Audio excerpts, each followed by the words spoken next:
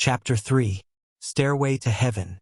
Inside the Branch Davidian compound in Waco, Texas, children lived in a world of fear. Even babies weren't immune. Cult leader David Koresh believed that the wills of infants, some just 8 months old, needed to be broken with strict physical discipline if they were to stay in the light. Koresh was mercurial. One moment kind, attentive and nurturing, and the next, a prophet of rage. His wrath was inescapable and unpredictable. The Davidians, as the members of the Mount Carmel religious community were called, became exquisitely sensitive to his moods as they attempted to curry his favor and tried, often in vain, to stave off his vengeance. With his volatile temper and fearsome anger, Koresh excelled at using irregular doses of extreme threat, alternating with kind, focused attention, to keep his followers off balance. He maintained an iron grip, controlling every aspect of life in the compound. He separated husband from wife, child from parent, friend from friend, undermining any relationship that could challenge his position as the most dominant, powerful force in each person's life. Everyone's love converged upon him, like spokes connecting to the hub of a wheel. Koresh was the source of all insight, wisdom, love, and power. He was the conduit to God, if not God himself on earth. And he was a God who ruled by fear. Children, and sometimes even adults, were in constant fear of the physical attacks and public humiliation that could result from the tiniest error, like spilling milk. Punishment often involved being beaten bloody with a wooden paddle called the helper. Davidian children also feared hunger. Those who misbehaved could be deprived of food for days or put on a bland diet of only potatoes or bread. Sometimes they would be isolated overnight. And, for the girls, there was knowledge that they would ultimately become a bride of David. In a unique form of sanctioned sexual abuse, girls as young as 10 were groomed to become Koresh's sexual partners. A former member said Koresh once excitedly compared the heartbeats of the prepubescent girls he violated to those of hunted animals. But perhaps the most pervasive fear that Koresh instilled was the fear of the Babylonians. Outsiders, government agents, non-believers. Koresh preached about and constantly prepared his community for the final battle. The Branch Davidians, including children, were being readied for the imminent end of the world, hence Koresh's nickname for the compound, Ranch Apocalypse. This preparation involved military drills, interrupted sleep, and one-on-one fighting. If the children didn't want to participate or weren't vicious enough in battle training, they were humiliated and sometimes beaten. Even the youngest members were taught how to handle guns. They were instructed in the most lethal suicide techniques with firearms, being told to aim for the soft spot in the back of the mouth if they faced capture by the Babylonians. The rationale was that unbelievers would ultimately come to kill everyone. After this apocalyptic battle, however, members were promised that they would be reunited with their families in heaven, and Koresh, God, would return to earth to smite his enemies. I came to Texas in 1992 to become the vice chairman for research in the Department of Psychiatry at Baylor College of Medicine, BCM, in Houston. I also served as chief of psychiatry at Texas Children's Hospital, TCH, and director of the Trauma Recovery Program at the Houston Veterans Administration Medical Center, VAMC. My experiences with Tina, Sandy, the boys at the residential center, and others like them had convinced me that we didn't know enough about trauma and its effects on children's mental health. We didn't know how trauma during development produced particular problems in particular children. No one could say why some came away from trauma seemingly unscathed while others developed serious mental illnesses and behavioral problems. No one knew where the devastating symptoms of conditions like post-traumatic stress disorder came from, and why some children would develop, say, primarily dissociative symptoms, while others would mainly be hypervigilant. The only way to figure this out, it seemed, was to closely study groups of children immediately after a traumatic event. Unfortunately, children were usually brought to us for help only years after they'd suffered trauma, not right away. It was to attempt to solve this problem that I, in coordination with BCM, TCH, and VAMC, put together a rapid response trauma assessment team. It was our hope that while helping children cope with acute traumas like shootings, car accidents, natural disasters, and other life-threatening situations, We could learn what to expect from children in the immediate aftermath of a traumatic experience and how this related to any symptoms they might ultimately suffer. The children of Waco would provide one unfortunately apt sample to study. On February 28, 1993, the Babylonians, in the form of the Bureau of Alcohol, Tobacco, and Firearms (BATF), came to the Branch Davidian compound to arrest David Koresh for firearms violations. He would not allow himself to be taken alive. For BATF agents and at least 6 Branch Davidians were killed in the ensuing raid. The FBI and its hostage negotiation team managed to secure the release of 21 children over the following 3 days. It was at this point that my team was brought in to help with what we thought would be the first wave of children from the compound. What none of us knew at the time was that we would never meet more Davidian children. The siege would end with a second and far more catastrophic raid on April 19th, which left 80 members, including 23 children, dead in a horrific conflagration. I heard about the first raid on the Branch Davidian compound like most people did, from the news on television. Almost immediately, reporters began calling to ask me how the raid might affect the children. When I was questioned about what was being done to help those who'd been removed from the compound, I replied almost offhandedly that I was sure the state was making sure they were properly cared for. But just as soon as the words left my mouth, I realized that this was probably not true. Government agencies, especially the chronically underfunded and overburdened Child Protective Service (CPS) systems, rarely have concrete plans to deal with sudden influxes of large groups of children. Furthermore, chains of command between the federal, state, and local agencies involved in law enforcement and CPS are often unclear in unusual, fast-moving crises like the Waco standoff. As I thought more about this, I felt pulled to see whether the expertise on childhood trauma that our trauma assessment team had been developing could be helpful. I figured we could provide the people working with these children some basic information, consult by phone to help them solve particular problems, and play a supportive role in helping them better understand the situation. I contacted several agencies, but no one could tell me who was in charge. Finally, I reached the governor's office. Within a few hours, I was called by the state office of CPS and was asked to come to Waco for what I thought would be a one-time consultation. That afternoon meeting turned into 6 weeks of one of the most difficult cases I have ever had. When I arrived in Waco, I found disarray, both in the official agencies responding to the crisis and in the care of the children. During the first few days, when the children were released, they were driven away from the compound in large tank-like vehicles.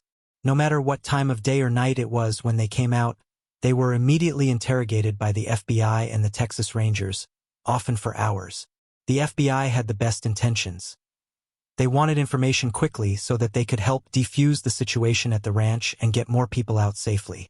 Witnesses' statements were needed, and the Texas Rangers were charged with gathering evidence for future criminal trials in order to prosecute those involved in the shooting deaths of the BATF agents. But neither group had thought through how overwhelming it would be for a child to be taken from his parents, put in a tank after witnessing a deadly raid on his home, driven to an armory and questioned at length by numerous armed, strange men. It was only dumb luck that kept the Davidian children together after the first raid. Originally, Texas CPS had planned to place them in individual foster homes, but they couldn't find enough homes fast enough to take all of them. Keeping them together turned out to be one of the most therapeutic decisions made in their case. These children would need each other. After what they had just experienced, ripping them from their peers and or siblings would only have increased their distress. Instead of foster homes, the children were brought to a pleasant, campus-like setting, the Methodist Children's Home in Waco. There, they lived in a large cottage initially guarded by 2 armed Texas Rangers. They were cared for by 2 rotating live-in couples, the house mothers and house fathers. While the state's efforts to provide mental health care were well-intentioned, unfortunately, they were not especially effective. Texas had pulled in professionals from its busy public systems, basically utilizing anyone who could spare an hour. As a result, the timing and consistency of these mental health visits was random, and the children were further confused by meeting with yet more strangers. In those early days, the atmosphere of the cottage was also chaotic. Officers from various law enforcement agencies would show up at any time, day or night, and pull aside particular girls or boys for interviews. There was no schedule to their daily life and no regularity to the people that they would see. One of the few things I knew for sure by then about traumatized children was that they need predictability, routine, a sense of control, and stable relationships with supportive people. This was even more important than usual for the Davidian children. They were coming from a place where they had for years been kept in a state of alarm, led to expect catastrophe at any minute. During my initial afternoon meeting with the key agencies involved, my advice boiled down to this: create consistency, routine, and familiarity. That meant establishing order, setting up clear boundaries, improving cross-organizational communication, and limiting the mental health staff to those who could regularly be there for the children. I also suggested that only those who had training in interviewing children be allowed to conduct the forensic interviews for the Rangers and the FBI. At the end of the meeting, CPS asked me if I would be willing to lead in the coordination of these efforts. Later that day, after meeting with FBI agents, I was also asked to do the forensic interviews myself. At that point, we still thought that the crisis would be over in days, so I agreed. I figured it would be an interesting opportunity to learn while simultaneously helping these children. I drove to the cottage to meet a remarkable group of young people. When I arrived, one of the Rangers stopped me at the door. He was tall, imposing in his hat, the archetype of Texas law enforcement.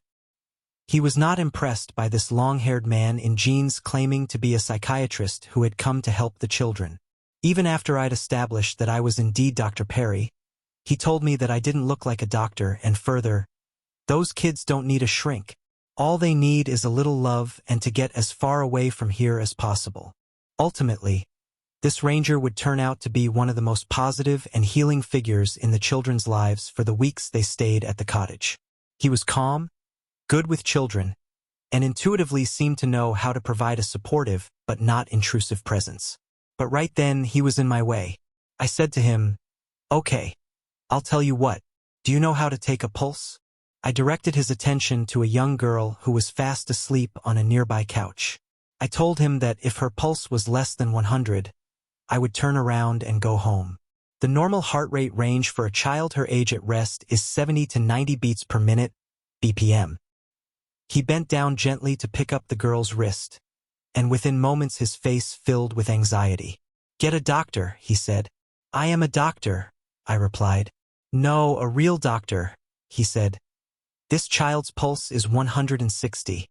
After reassuring him that psychiatrists are physicians with standard medical training, I began to describe the physiological effects of trauma on children. In this case, an elevated heart rate was likely a reflection of the girl's persistently activated stress response system. The ranger understood the basics of the fight or flight response. Almost all law enforcement officers have some direct experience with this. I noted that the same hormones and neurotransmitters that flood the brain during a stressful event, adrenaline and noradrenaline, are also involved in regulating heart rate, which makes sense since changes in heart rate are needed to react to stress. From my work with other traumatized children, I knew that even months and years after trauma, many would still exhibit an overactive stress response. It was a safe bet then that being so close to an overwhelming experience, this little girl's heart would still be racing. The ranger let me in. The Davidian children had been released in small groups, 2 to 4 at a time, in the first 3 days following the February raid. They ranged in age from 5 months to 12 years old. Most were between 4 and 11. They came from 10 different families, and 17 of the 21 were released with at least one sibling. Although some former members have disputed accounts of child abuse among the Davidians, and although I was misquoted in the press to suggest that I didn't believe that the children were living in an abusive situation, there was never any doubt that the children had been traumatized, certainly by the raid on the compound, but also by their life beforehand. One little girl had been released with a note pinned to her clothing that said her mother would be dead by the time the relatives to whom it was addressed got to read it. Another was given a kiss by her mother, handed to an FBI agent and told, "Here are the people who will kill us. I will see you in heaven." Long before the compound burned, the Davidian children released to us acted as though their parents, at least one of whom they knew to be alive at the time they left, had already died. When I first met the children, in fact, they were sitting and eating lunch. As I walked into the room, one of the younger children looked up and calmly asked, "Are you here to kill us?" These children did not feel as though they had just been liberated. Instead, because of what they'd been taught about outsiders and because of the violence they'd survived, they felt like hostages. They were more frightened of us now than they had been at home, not only because they were suddenly deprived of family and familiarity, but also because Koresh's predictions about an attack had come true. If he was right that the unbelievers had come for them, they figured, his assertion that we intended to kill them and their families was probably correct as well. We immediately recognized that we had a group of children that had essentially been marinated in fear. The only way we could get them the help they needed was to apply our understanding of how fear affects the brain and then consequently changes behavior. Fear is our most primal emotion, and with good evolutionary reason. Without it, few of our ancestors would have survived. Fear literally arises from the core of the brain, affecting all brain areas and their functions in rapidly expanding waves of neurochemical activity. Some of the critical chemicals involved include those we've already discussed, such as adrenaline and noradrenaline, but also important is a stress hormone called cortisol. Two of the key brain regions involved with fear are the locus coeruleus, the origin of the majority of noradrenaline neurons in the brain, and an almond-shaped part of the limbic system called the amygdala. As noted earlier, the brain evolved from the inside out, and it develops in much the same order. The lowest, most primitive region, the brainstem, completes much of its development in utero and in early infancy. The midbrain and limbic systems develop next, elaborating themselves exuberantly over the first 3 years of life. Parents of teenagers won't be surprised to learn that the frontal lobes of the cortex, which regulate planning, self-control, and abstract thought, do not complete their development until late in adolescence, showing significant reorganization well into the early 20s. The fact that the brain develops sequentially, and also so rapidly in the first years of life, explains why extremely young children are at such great risk of suffering lasting effects of trauma. Their brains are still developing. The same miraculous plasticity that allows young brains to quickly learn love and language, unfortunately, also makes them highly susceptible to negative experiences as well. Just as fetuses are especially vulnerable to particular toxins depending on the trimester of pregnancy in which they are exposed, so are children vulnerable to the lasting effects of trauma, depending on when it occurs. As a result, different symptoms may result from trauma experienced at different times. For example, a toddler with no language to describe the painful and repetitive sexual abuse he experiences may develop a complete aversion to being touched, wide-ranging problems with intimacy and relationships, and pervasive anxiety. But a 10-year-old who is subjected to virtually identical abuse is more likely to develop specific, event-related fears, and to work deliberately to avoid particular cues associated with the place, person, and manner of abuse. Her anxiety will wax and wane with exposure to reminders of the molestation. Further, an older child will probably have associated feelings of shame and guilt, complex emotions mediated by the cortex. That region is far less developed in a toddler, therefore related symptoms are less likely if abuse begins and ends earlier in life. At any age, however, when people are faced with a frightening situation, their brains begin to shut down their highest cortical regions first. We lose the capacity to plan or to feel hunger because neither are of any use to our immediate survival. Often we lose the ability to think or even speak during an acute threat. We just react.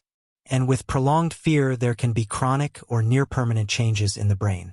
The brain alterations that result from lingering terror, especially early in life, may cause an enduring shift to a more impulsive, more aggressive, less thoughtful, and less compassionate way of responding to the world. This is because systems in the brain change in a use-dependent way, as we noted earlier.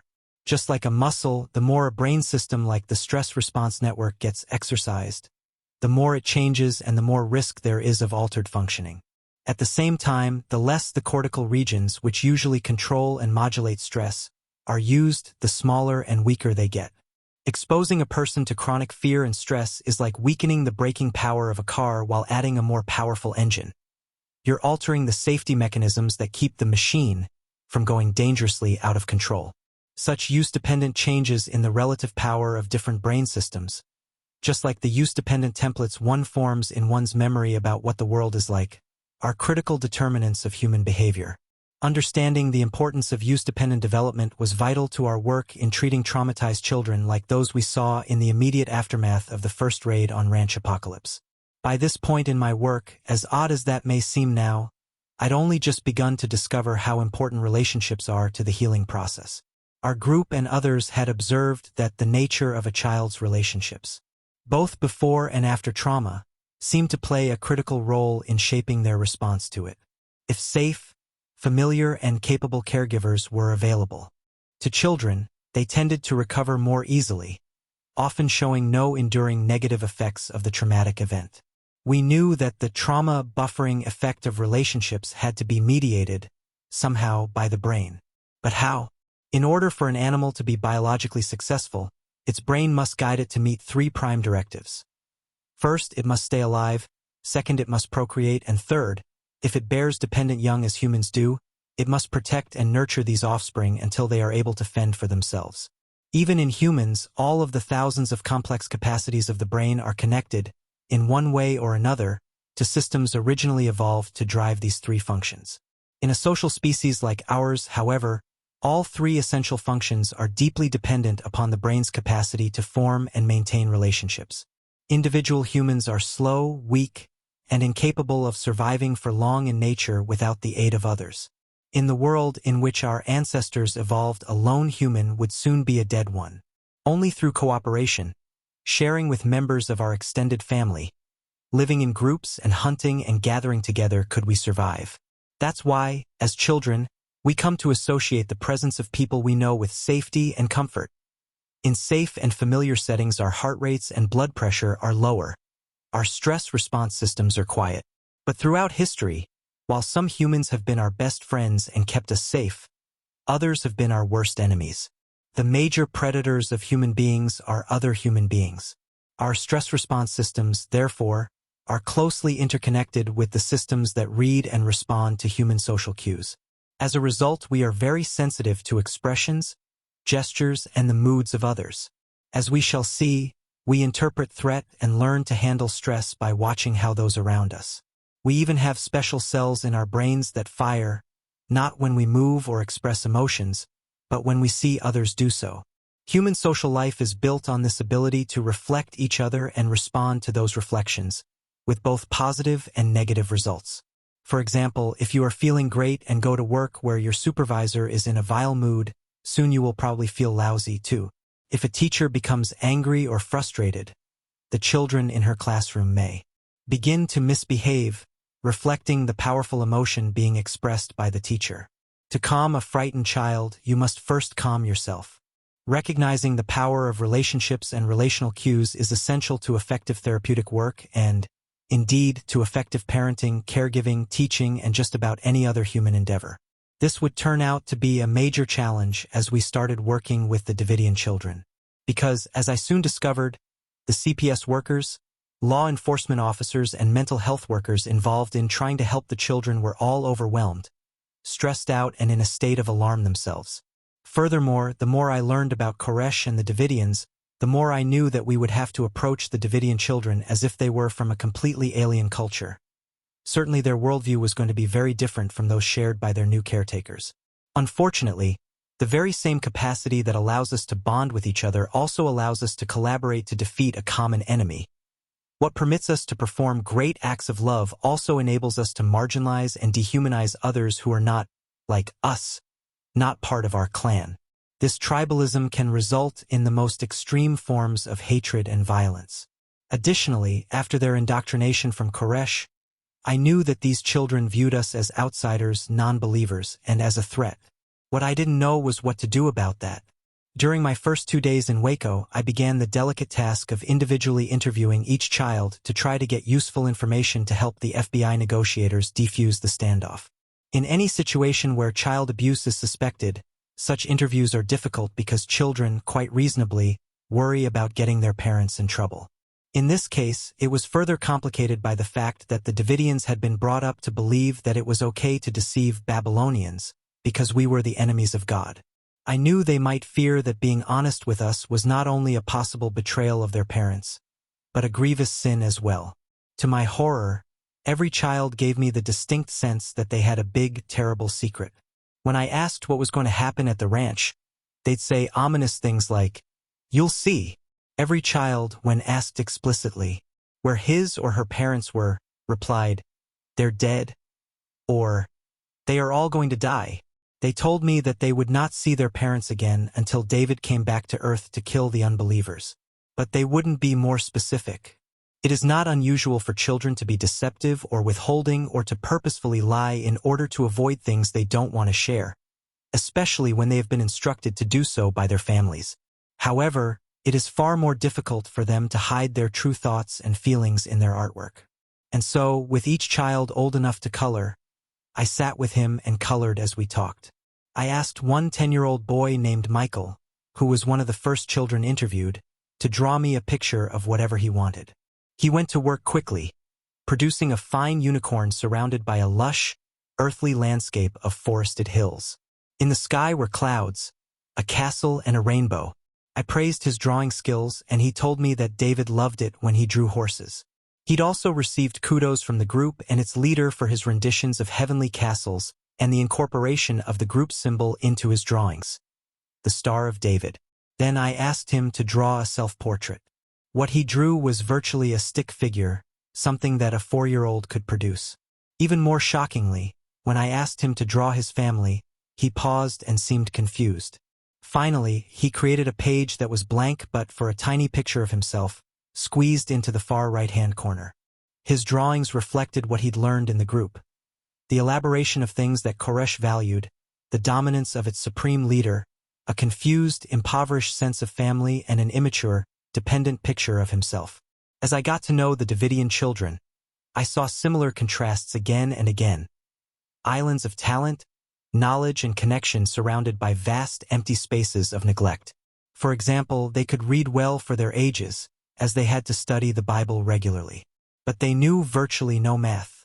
The talents were linked to brain regions that had been exercised and behaviors that had been rewarded. The lacunae resulted from lack of opportunities for development, in Michael's case, lack of opportunities to make choices for himself, lack of exposure to the basic choices that most children get to make as they begin to discover what they like and who they are.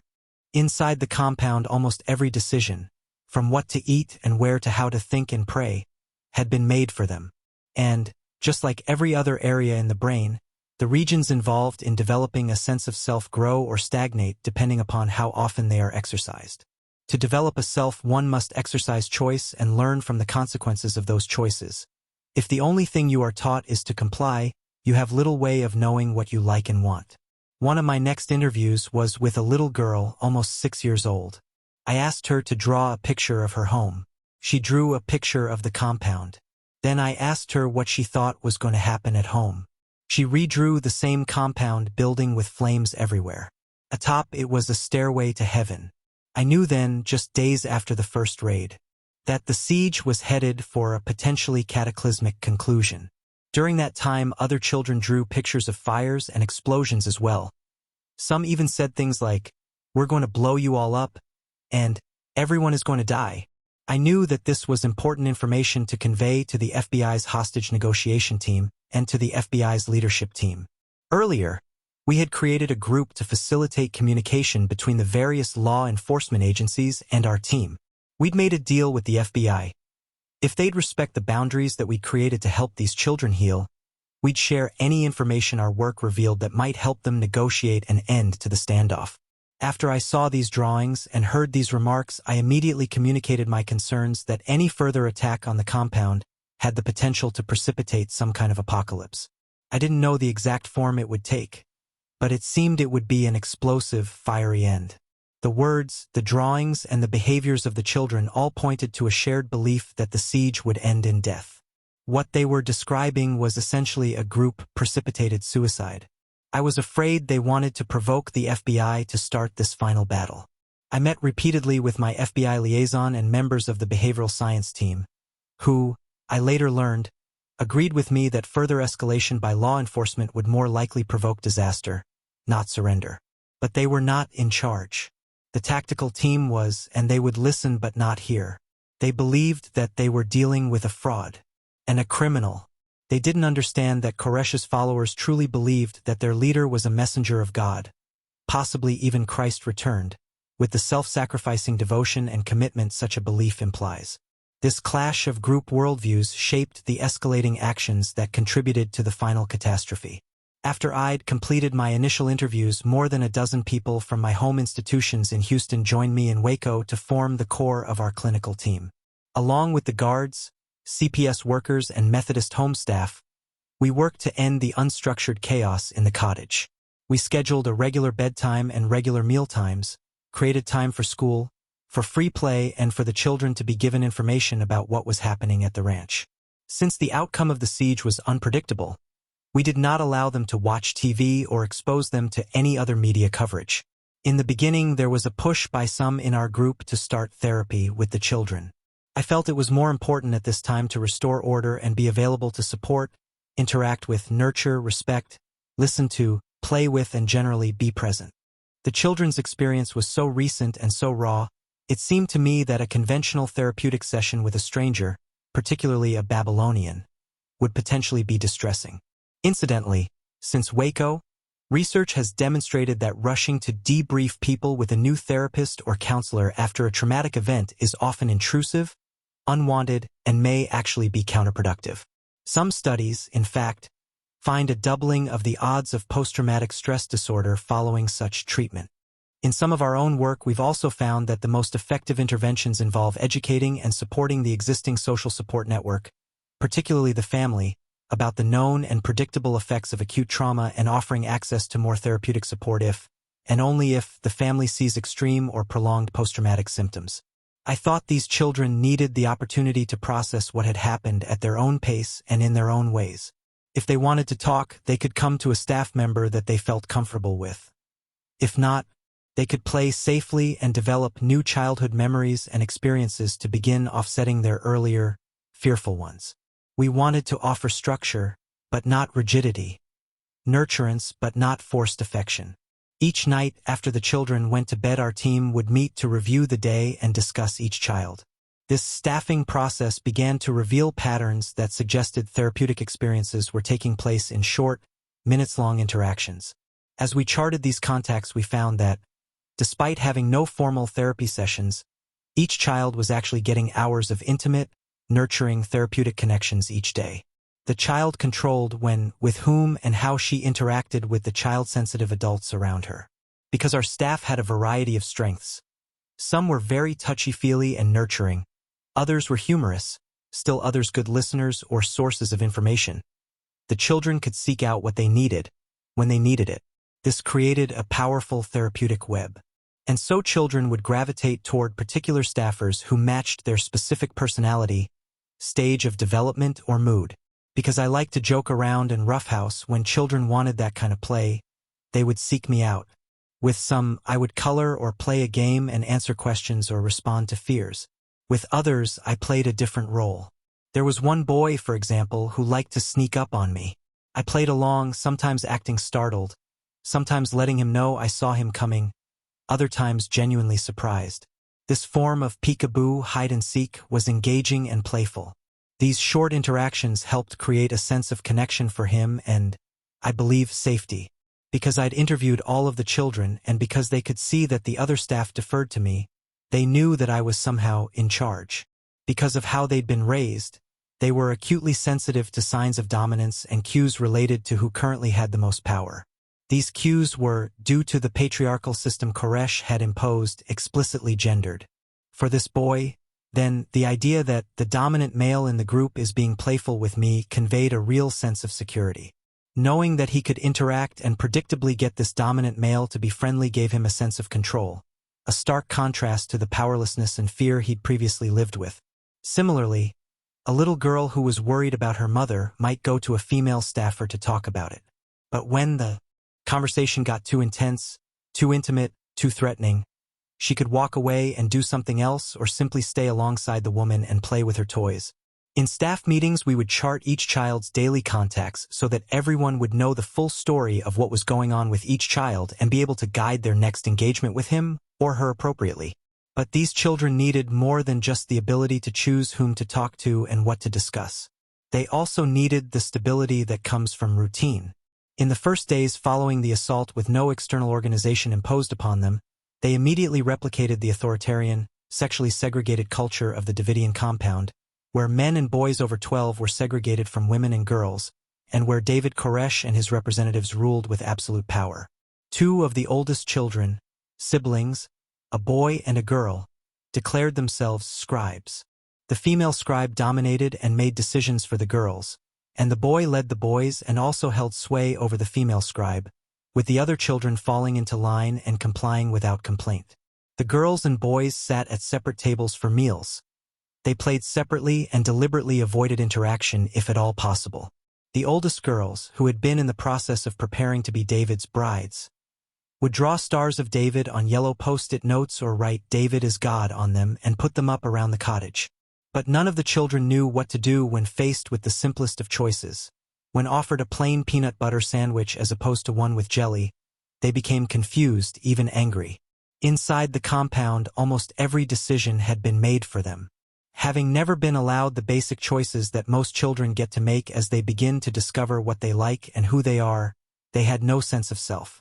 The idea of self-determination was, like all new things for them, unfamiliar and, therefore, anxiety-provoking.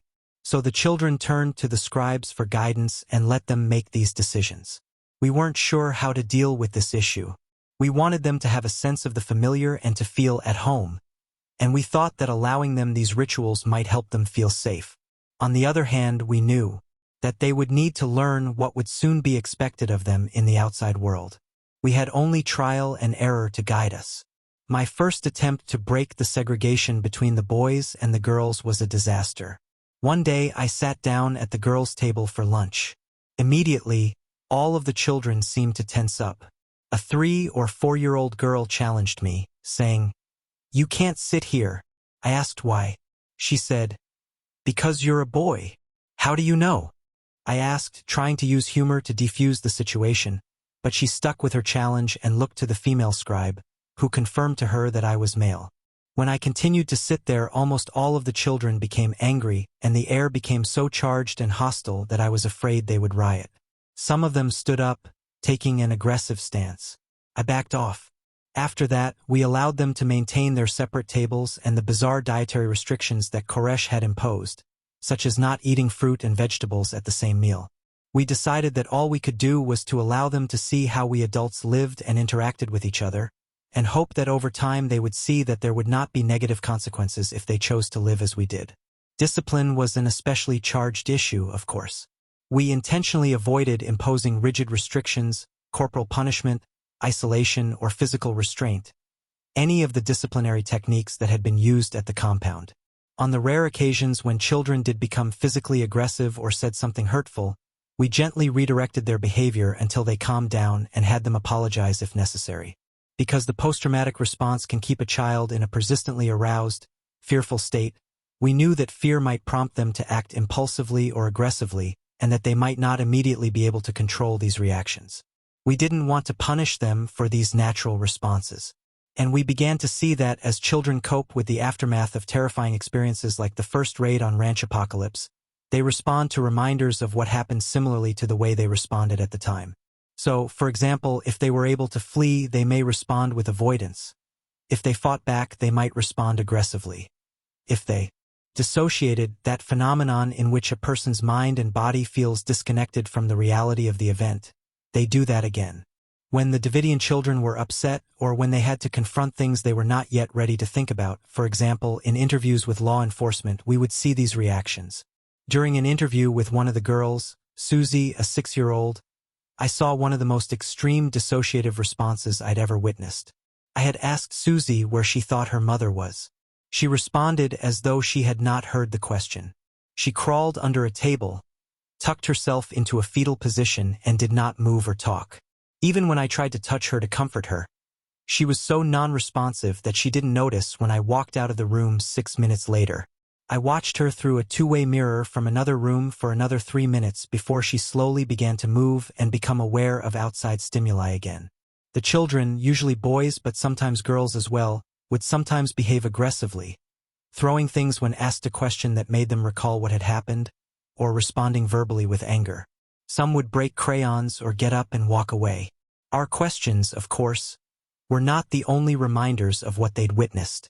One day, a press helicopter flew over the cottage when the children were playing outside.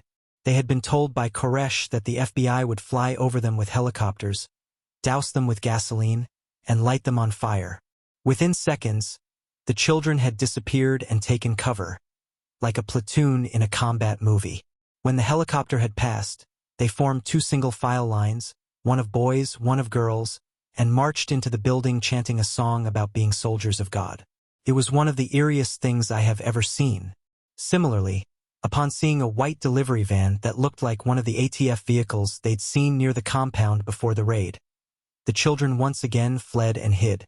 As we had hypothesized and other researchers have also confirmed since, post-traumatic stress disorder is not signaled by a constellation of new symptoms that develop long after a stressful event but is, in many regards, the maladaptive persistence of the once adaptive responses that began as coping mechanisms in response to the event itself.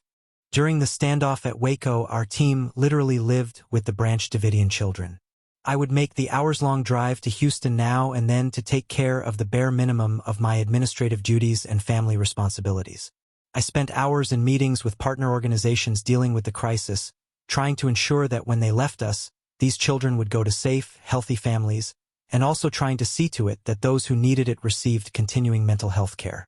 I also spent many frustrating hours trying to get the information we'd learned about the high probability of a mass suicide or suicidal terror attack on the officers surrounding the compound to someone who would listen and who could change the tactics being used. I told the FBI about the fiery drawings and the threats the children had repeated. I described how, when they came into the interview room, which was filled with toys, every boy and girl immediately gravitated to a very realistic-looking toy rifle and looked down the barrel to see if it was loaded. One 4-year-old girl picked it up, pulled the toy bolt action mechanism, then said with disgust, "This isn't real." Unfortunately, however, the tactical team in charge of operations continued to see Koresh as a con man, not a religious leader. Just as the group dynamics within the cult pushed them toward their horrific conclusion, so too did the group dynamics within law enforcement. Both groups tragically disregarded input that did not fit their worldview, their templates. The law enforcement echo chamber magnified rumors about Koresh beyond belief. At one point, there was actually concern that he developed a nuclear weapon and was planning to deploy it at the compound. Both groups listened primarily to people who simply confirmed what they already believed. Working with the Davidian children, and seeing the unfolding crisis in Waco from the inside, repeatedly reiterated to me how powerful group influences are in human life and how the human brain cannot really be understood outside of its context as the brain of a member of a highly social species. Early in the morning of April 19th, while in Houston, I received a call from an FBI agent I didn't know. He said that I needed to come to Waco immediately. The government had begun a raid on the compound intended to end the siege and free the young people who remained inside. As I drove, I listened to the radio. When I crested the hill at the boundary of the city, I saw a massive pillar of thick gray smoke and orange fire. I continued immediately to the Methodist Children's Home. The adults looked stricken, but they had managed so far to avoid betraying their distress to the children.